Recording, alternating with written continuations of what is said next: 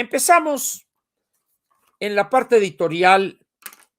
Aquí comienza la parte editorial de Platica con Ángel, correspondiente al miércoles 16 de marzo del año 2022.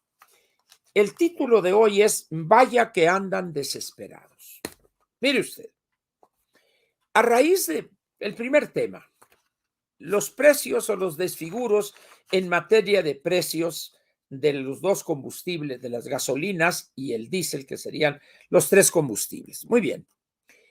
Primero diremos algo teórico en relación con con los precios. Los precios es un mecanismo de información para el consumidor.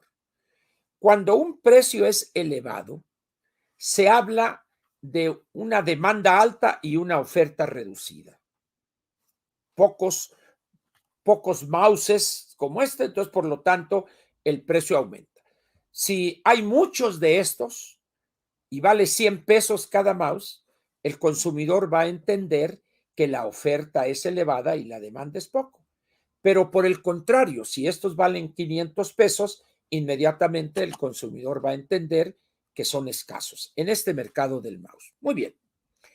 En el caso de los precios de los combustibles, entran en juego muchísimos factores. Uno es el precio al que Petróleos Mexicanos le entrega a las estaciones de servicio el litro de gasolina. En el caso de Shell, no estoy seguro si ellos importan, es de los pocos grupos que importa sus gasolinas y su diésel, pero vamos a hablar en términos generales. Muy bien. Entonces, el precio de Pemex es el precio al que le entrega Petróleos Mexicanos a una estación de servicio, no sé, 100,000 litros diarios o 50,000 litros diarios. Muy bien, a un precio se hace una factura. A este precio se le agrega el IEPS, se le agrega el IEPS estatal y y el IVA, etcétera, etcétera. Muy bien, paga entonces el cliente de Pemex y él a partir de ahí le agrega a ese costo, ya ese precio se convierte para él en un costo. Entonces él le agrega, así como Petróleos Mexicanos agrega a sus costos todos los otros costos indirectos, aquí el propietario de la estación de servicio tiene que agregar gastos generales, luz, seguro, etcétera, mantenimiento, depreciación del equipo, etcétera, y luego agregar la utilidad que espera. Y eso da un total, y ahí. Por supuesto que estamos hablando de que ya van ahí incluidos los impuestos este y este el otro. Ahora, esos impuestos no forman parte del precio. Esto es muy importante, aunque alguien diga, es que yo pago todo. Sí, usted paga todo, pero no estamos diciendo que usted paga todo o paga, no, no, no. Esa parte impositiva no es parte del precio. Eso es una especie de sobreprecio, vamos a ponerlo así. ¿Y por qué no forma parte del precio? Porque vamos a suponer que le entrega Petróleos Mexicanos a una estación de servicio a 20 pesos el litro. Ahí ya va incluido el IEPS, el otro IEPS, combustibles fósiles y el IVA. Ya va ahí. Entonces, ¿qué hace Petróleos Mexicanos cuando recibe del dueño de la estación de servicio 20 pesos por litro? Separa el IEPS, el otro IEPS, esto y el IVA, y se lo entera a la Secretaría de Hacienda. Y él se queda, por decir algo, con 12 o 13 pesos, o 15, o 16, los que sean. Por esa razón, lo primero que hay que entender, que esos impuestos, el IEPS federal, el IEPS estatal, combustibles fósiles y el IVA, no forman parte del precio. Por eso, cuando usted pide una factura, le dicen con IVA desglosado, pero ahí es por una situación fiscal del adquiriente de ese bien.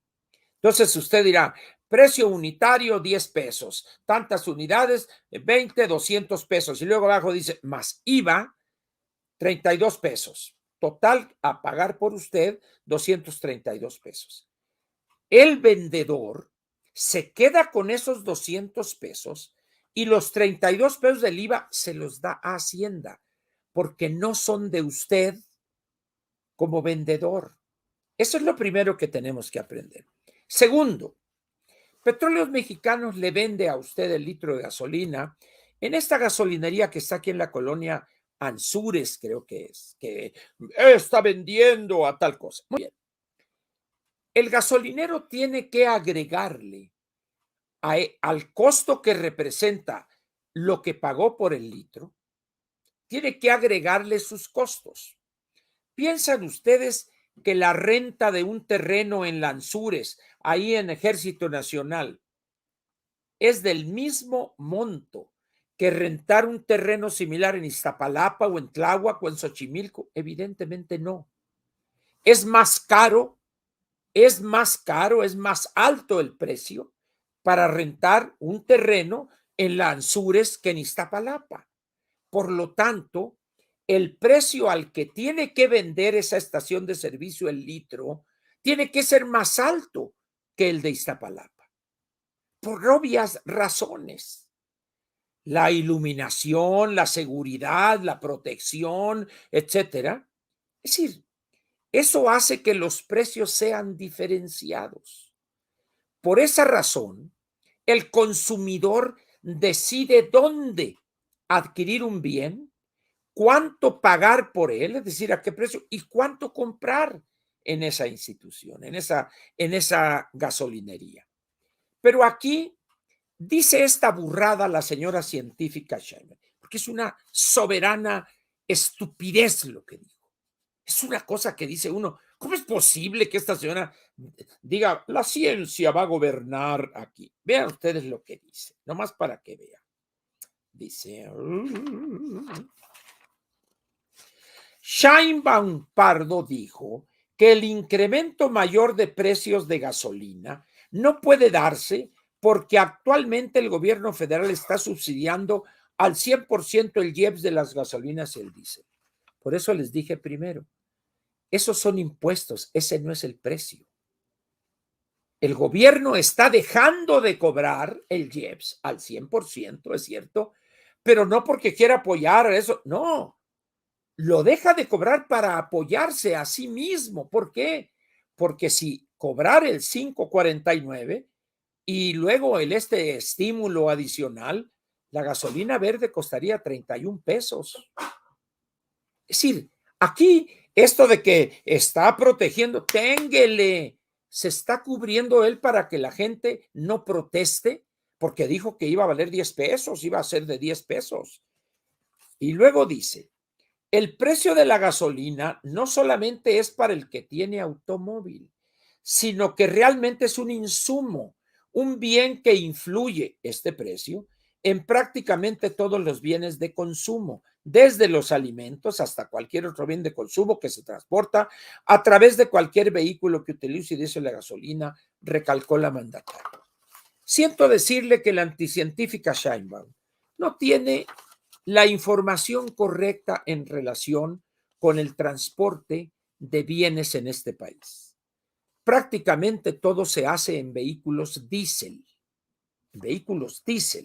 porque los motores diésel son los de mayor caballaje y jalan los trailers, etcétera, etcétera. En el caso del combustible, vamos a decir, 90% quizás, si no es que un poco más, no se utiliza para vehículos de carga. Es un porcentaje sumamente pequeño y ahora están cambiando a vehículos eléctricos las empresas para su distribución. Ese vehículo lo usan los clasemedieros, fifíes, conservadores, hipócritas, rateros como nosotros, para trasladarnos a nuestro trabajo, porque los servicios públicos de transporte son una mierda en este país, no nomás en la Ciudad de México. Pero eso, una persona que sea empleado no puede deducir eso. Solamente lo pueden deducir aquellas personas físicas que realizan actividad empresarial y que son una cantidad sumamente pequeña.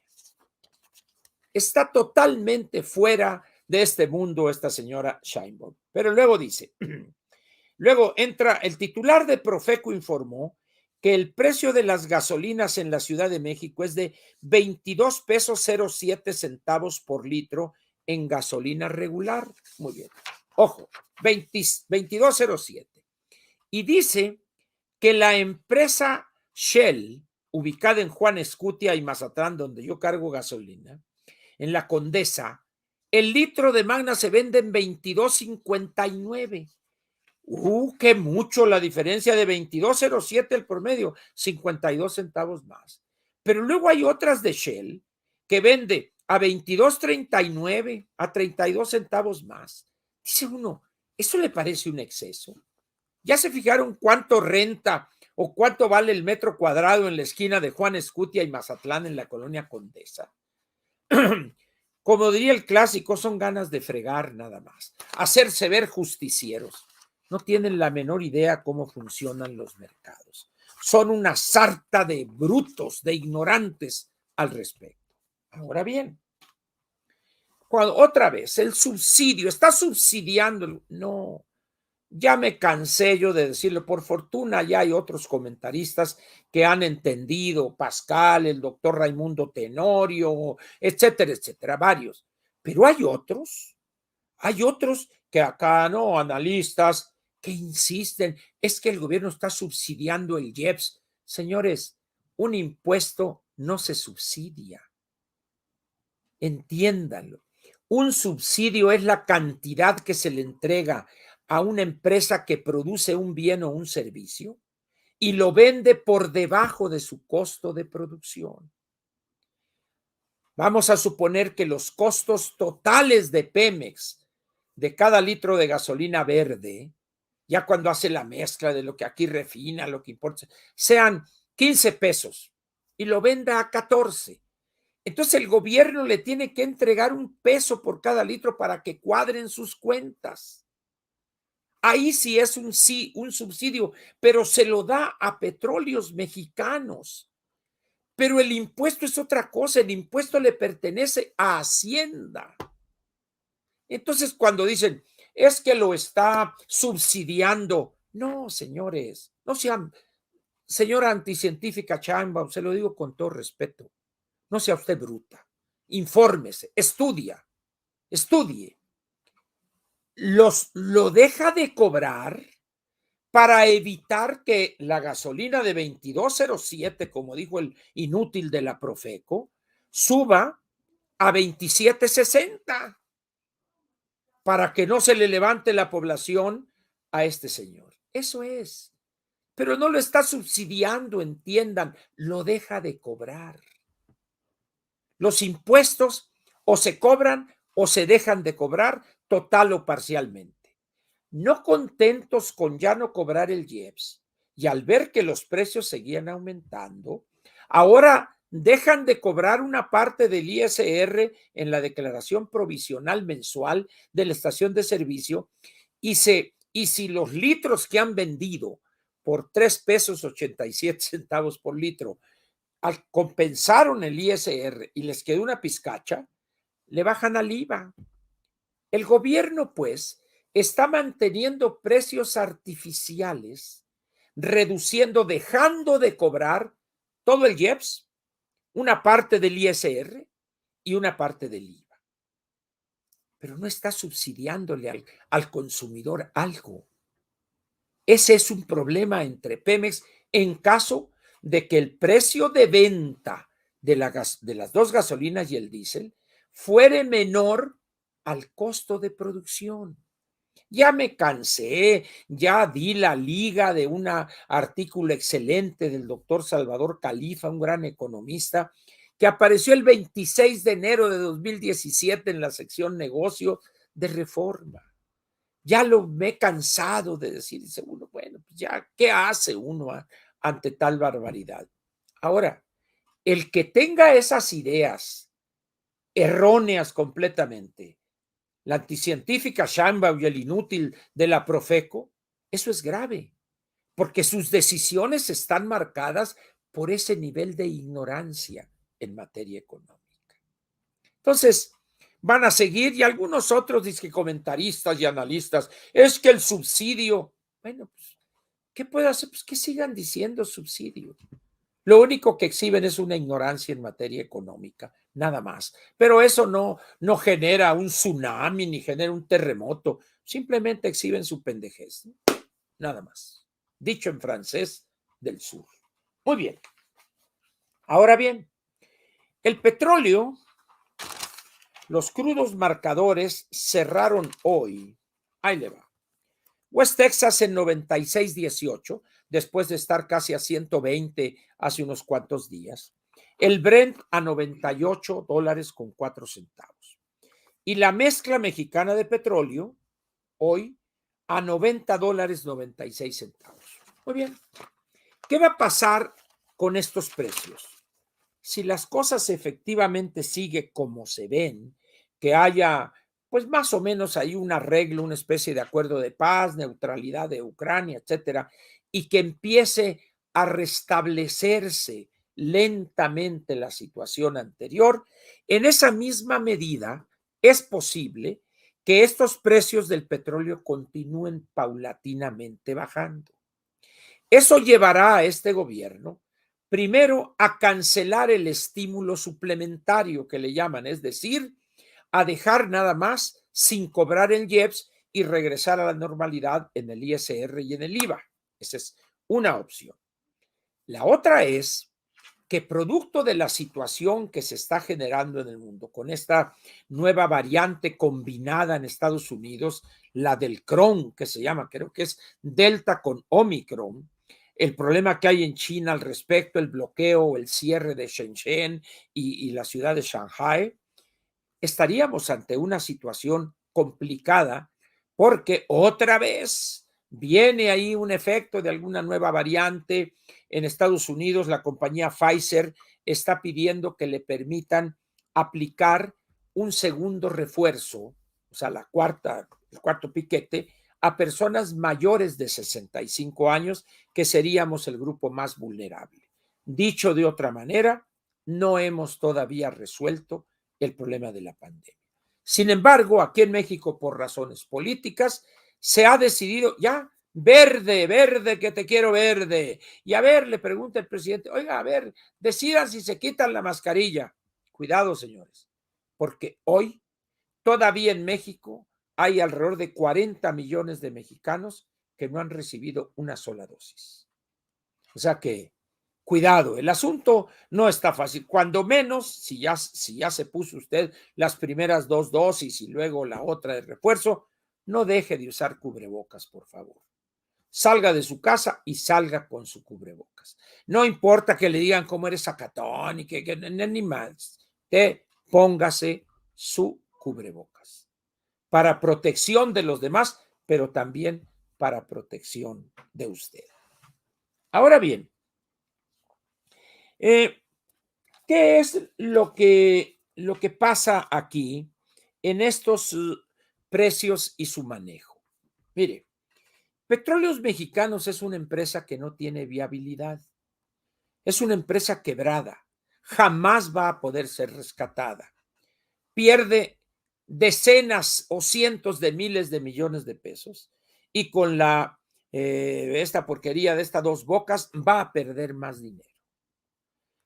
Shell, la Deer Park, durante 15 años, así está establecido en las condiciones que se firmaron, la refinería de Deer Park va a estar utilizando no petróleo mexicano, que lo enviaríamos allá y luego traeríamos gasolina, no, va a estar siendo abastecida por petróleo de Shell. 15 años, así está firmado. Entonces dice uno, ¿por qué no le dicen eso a la gente, por favor? Ahora, ¿qué es lo que pasa? Tenemos seis refinerías viejas. La más nueva tiene 40 años, pero fueron refinerías que se construyeron para procesar, es decir, para refinar un petróleo que casi ya no tenemos. Del 1.700.000 barriles diarios de extracción, para poner un número fácil, 1.700.000. Alrededor de 300.000 barriles, un poco menos del 20%, es petróleo ligero. es petróleo ligero. Entonces, ¿de qué petróleo, de qué tipo, de qué calidad estamos extrayendo? Del peor entre los peores, pesado y sucio y contaminante. Eso da por resultado que esas refinerías tienen que reconvertirse para que puedan procesar correctamente y con un alto grado de eficiencia el petróleo pesado, cochino, contaminante que estamos extrayendo. Pero eso va a tardar años. Incluso va a llegar un momento en que ni siquiera va a convenir hacerlo. Muy bien. Pero si usted tiene una refinería, la que guste usted, vamos a suponer que las seis refinerías hacen una. Muy bien. De cada barril de petróleo crudo que llega, de cada barril, el 34% es combustóleo. La tercera parte es combustóleo que no hay uso para él. Por eso lo están mandando a Comisión Federal de Electricidad para no tener que tirarlo o dejar, porque no tienen ni siquiera dónde almacenarlo. Además, no hay mercado. Segundo, 30% de ese volumen es gasolinas. 30%. Muy bien. Quiere decir que si el presidente dice que vamos a ser autosuficientes en gasolinas, muy bien. Y si vamos a consumir para fines del año 2023, cuando ya la economía empiece a dar señales de vida, vamos a estar consumiendo, por decir algo, 750,000 barriles diarios de las dos gasolinas. Ese sería el 30%. ¿Por qué? Porque ya dije que el sistema de refinación nuestro da el 30% gasolinas. Muy bien.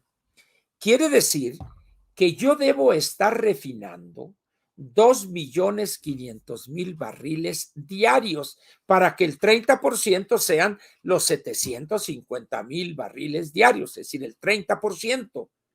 Jamás vamos a estar extrayendo en los próximos 10 o 15 años ese volumen diario de petróleo. Jamás. En consecuencia, no vamos a ser autosuficientes en gasolinas, vamos a tener que seguir importando y en la medida en que siga cayendo la extracción, llegaría un momento en que en un descuido vamos a tener que estar importando petróleo para refinar. En esas condiciones, pues, lo que plantea esta gente son una serie de subterfugios que lo único que buscan es ocultar una política fiscal errática y dañina para las finanzas públicas. El IEPS simplemente, el año pasado se habían proyectado alrededor de 334,000 millones de pesos a captar por concepto del IEPS. Y nomás captamos 220,000, una cosa así. ¿Por qué?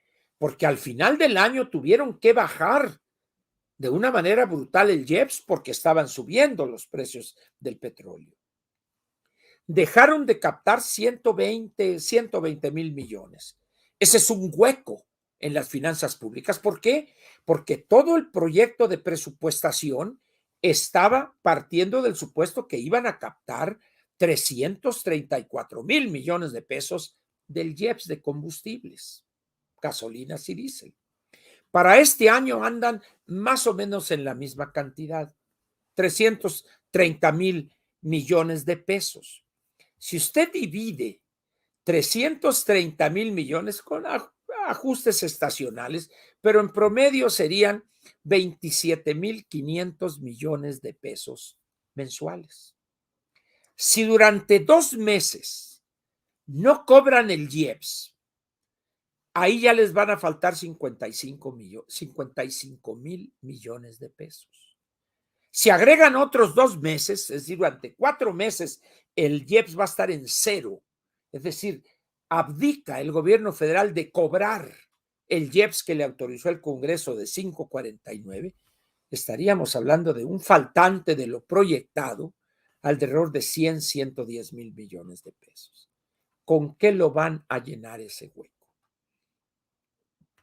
Entonces, cuando algunos glúteos veloces hablan, es que están subsidiando el IEPS y el ISR y esto para que el consumidor no sienta el golpe. El golpe que va a sentir el consumidor cuando no alcancen a compensar todos los gastos absurdos, el golpe va a ser peor si le dijéramos desde ahorita cuál es la verdad.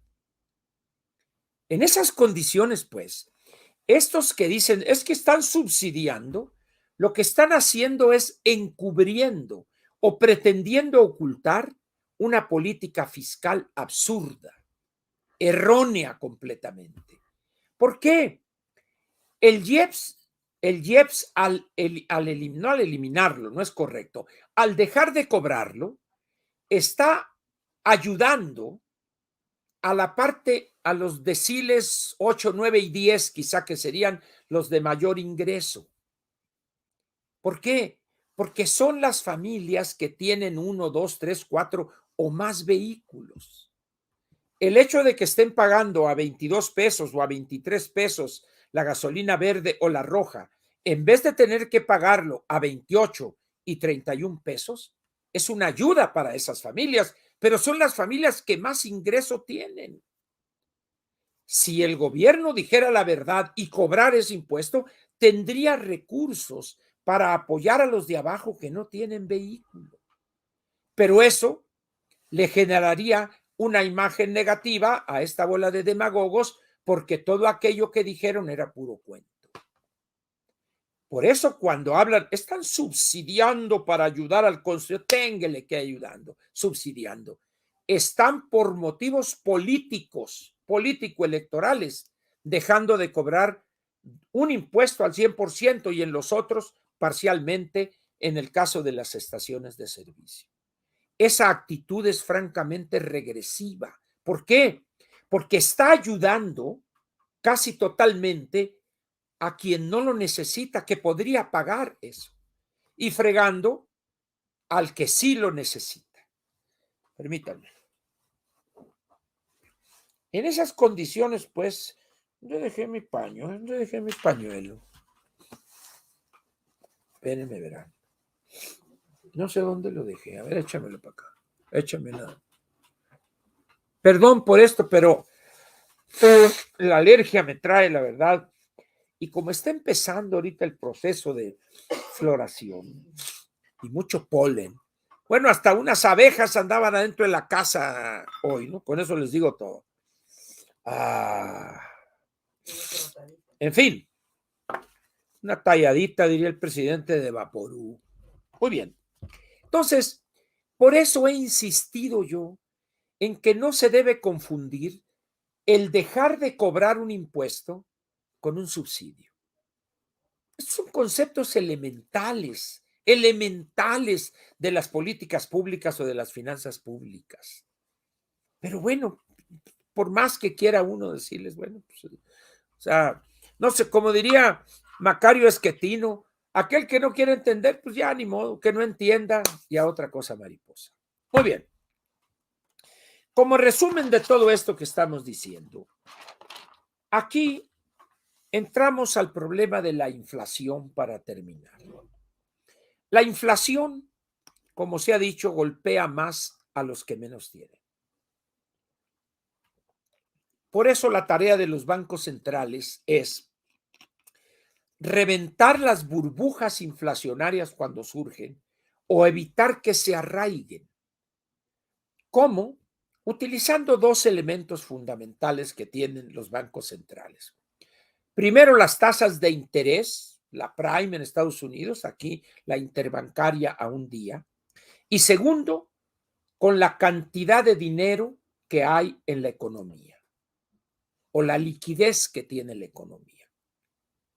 En la medida que el Banco Central, en este caso el nuestro, que solamente tiene un encargo que es mantener la estabilidad de precios, con la tasa de interés al elevarla, está encareciendo el crédito. Por lo tanto, al encarecer el crédito, está enviando una señal a los agentes económicos privados. Cuidado, estoy dispuesto a utilizar todos los recursos a mi alcance para bajar la inflación. Y eso lo logra, o sea, es un proceso, por supuesto, no es mágico esto.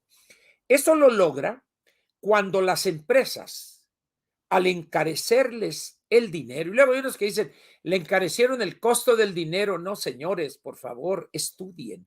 Es el precio del crédito. La tasa de interés es el precio del crédito. Cuando yo pido un crédito, ese precio se convierte en un costo, que es el costo financiero para mí. Al encarecerse el precio del crédito, las empresas tienen un costo mayor y no lo pueden trasladar al consumidor. Eso hace que el precio se mantenga estable e incluso que llegue a bajar, porque el trabajador tiene menos recursos para comprar, para consumir, porque tiene que pagar más intereses por los créditos que tiene, por el saldo vigente de los créditos que tiene. Y la liquidez en la economía, al secarla, al sacar liquidez Banco de México de la economía, está impidiendo que los vendedores de ciertos bienes tengan que mantener también los precios bajos o no aumentar. ¿Por qué? Porque el consumidor tiene menos dinero para comprar. Entonces, ¿qué ha demostrado Banco de México? Una decisión firme, excepto este hombre que no entiende todavía, el doctor Esquivel. Yo no sé si en Harvard le van a decir, oye, mi Gerard, ponte las baterías, chingado, estás así, puras decisiones babosas estás tomando. No haya qué hacer ya. No, pues yo dije que nomás 25 puntos, pero no.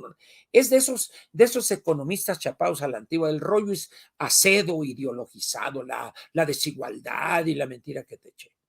Pero bueno, ahí está, es subgobernador. Muy bien. Entonces, ¿qué va a suceder ahora con Banco de México cuando tenga su reunión de política monetaria? La Fed hoy acaba de subir 1/4 de punto. En una decisión histórica, desde 2018 no subía la tasa de interés. No solo va a subir la tasa de interés, sino que ya no va a renovar tanto papel que había inyectado a la economía para evitar los efectos de la recesión. Entonces, Banco de México no le queda más remedio que seguir a la Reserva Federal. Entonces, van a tener que subir cuando menos 0.25%. Lo vamos a ver ahora en unos días. Todo esto tiene por objeto reducir poco a poco, de manera paulatina, porque no se puede reducir de tajo porque se genera un shock en la economía. Antes, allá por los 80, se hablaba de los planes de choque, sobre todo cuando hay tasas muy altas de inflación. No sé si recuerda usted que llegó un momento en que tuvimos una tasa de inflación en el año, los últimos 12 meses, del 158%. Entonces, hacerlo de manera gradual para que de aquí a unos 12 meses, quizá por los mediados del año próximo, estemos ya en el rango aceptable que se ha fijado Banco de México de 2 a 4%, es decir, el 3% como target, como objetivo, más menos 1%. Entonces, estas cosas no son fáciles de explicar, por eso yo le suplico que me tenga paciencia. Pero la gente opina sin haber estudiado este tema. Entonces dice, por favor, si no saben, por favor, absténganse, mejor váyanse a buscar un libro o un documento, algo, pero no opinen a lo baboso, pues a lo tarugo, porque confunden. Como el tema es de moda, entonces es que el subsidio al IEPS y Señores, no se subsidia un impuesto, por favor.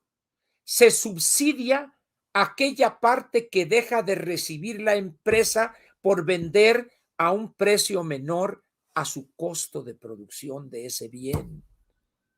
Y hay que darle ese dinero para que cubra sus costos. No lo entienden eso y dicen, ¿cómo les explico? Pues mejor no me meto en Honduras y que sigan diciendo babosadas. Por eso cuando escuche usted a alguien, un analista acá chingón y eso, que diga, está subsidiando el IEPS, córranle, cambien de canal o cambien de estación de radio, porque eso es una tontería. Pero en fin, como me dice un amigo, Ángel, déjalos. Para eso se murió Hidalgo, para que cada quien dijera sus babosadas. creo que tiene razón. Bien, regresando con la inflación. El mundo está viviendo una etapa donde la inflación no tiene un fin, perdón, no tiene una causa específica. Es un conjunto de causas. Algunas son externas en un principio, pero luego arraigaron y se convierten en internas. De tal manera que hoy los bancos centrales tienen que ser muy dinámicos, tienen que entender las especificidades para poder aplicar las recetas correctas. En ese sentido, no obstante el que se haya ido el maestro Alejandro Díaz de León, lo cual a mí me pareció un error, pero el presidente tiene la facultad constitucional de poner a la gente que quiera, y hasta ahorita la persona que nombró está aprendiendo, está conociendo el funcionamiento de la Junta de Gobierno. Espero que no le entren esas ansias toreras y empiece a cometer y a decir tonterías, como es el caso de Gerardo Esquivel, y que haga equipo con los otros 3 subgobernadores y ella, ya serían 4, y ya se dice tonterías, Gerardo Esquivel, bueno, pues no hay problema, que las diga, porque serían 4-1. Esperemos pues que siga así la Junta de Gobierno y pongan en funcionamiento todos los recursos que tengan, alejados de cualquier posición ideológico-política, para lograr en el menor tiempo posible que regresemos a esa tasa objetiva del 3%, objetivo, con más o menos un punto de margen, al límite superior, al límite inferior. Eso es lo que les puedo decir en términos de la inflación. Vamos a ver si hay algún otro tema. Yo creo que con eso ya es suficiente, porque van a decir, oye Ángel, ya es demasiado. Ya hemos sido muy teóricos esta vez. Así es que aquí termina la parte, bueno, una cosa nada más de la revocación de mandato, rapidita.